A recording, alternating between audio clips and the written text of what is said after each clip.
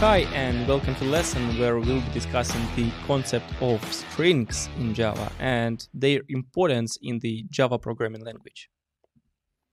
So during this lesson we'll discuss the following topics: the overview of the concepts of strings in Java, and we'll also see some differences between string literals and string objects.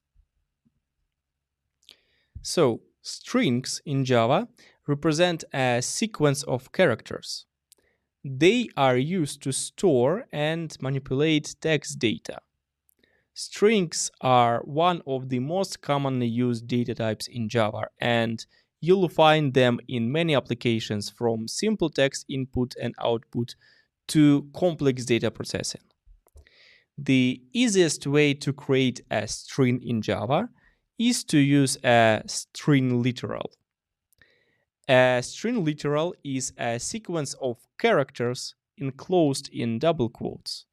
For example, the following code, as you can see on the screen, creates a string literal with the value hello world. And as you can see at the screen, the string hello also has indexes for each element, for each character. So H will have index 0, E will have index 1, and so on, as for arrays. Strings in Java are also objects. This means that they have properties and methods that you can use to manipulate the string data. For example, you can find the length of a string using the length method, like at the demo 2. And in this example, the value of length would be 8. So that's a brief overview of the concept of strings in Java. In the next part of this lesson, we'll be discussing the differences between string literals and string objects in Java. A string literal is a sequence of characters surrounded by double quotes, such as hello world in double quotes. A string literal is not an instance of the string class, but instead a reference to an instance of the string class that is created by the Java compiler. On the other hand, a string object is created using the new keyword, such as new string hello world. A string object is an instance of the string class. Let's take a look at a code example to understand the difference between string literals and string objects.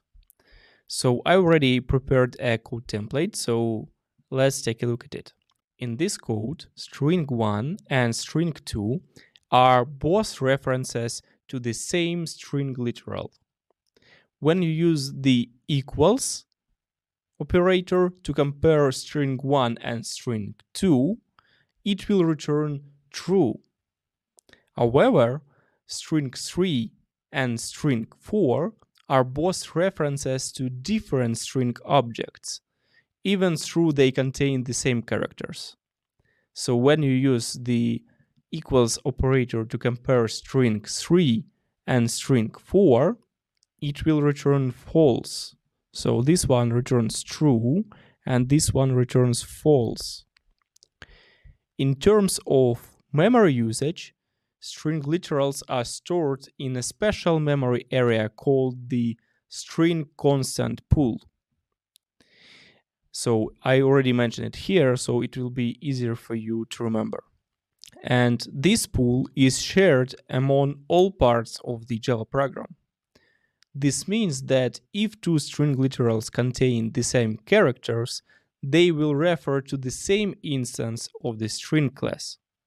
On the other hand, when you create a string object using the new keyword, as for string 3 or string 4, it is stored in the heap memory, which is separate from the string constant pool.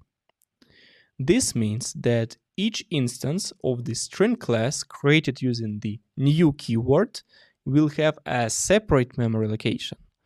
So let's run the program and see the output. It should print true and then false. Okay, as we can see, true and false are printed to the console. So in summary, the difference between string literals and string objects in Java is that string literals are references to instances of the string class that are stored in the string constant pool, while string objects are instances of the string class that are stored in the heap memory. It is generally recommended to use string literals instead of string objects, as it's more efficient in terms of memory usage and performance. That's it for the lesson. Thank you for your attention and see you on the next one. Bye.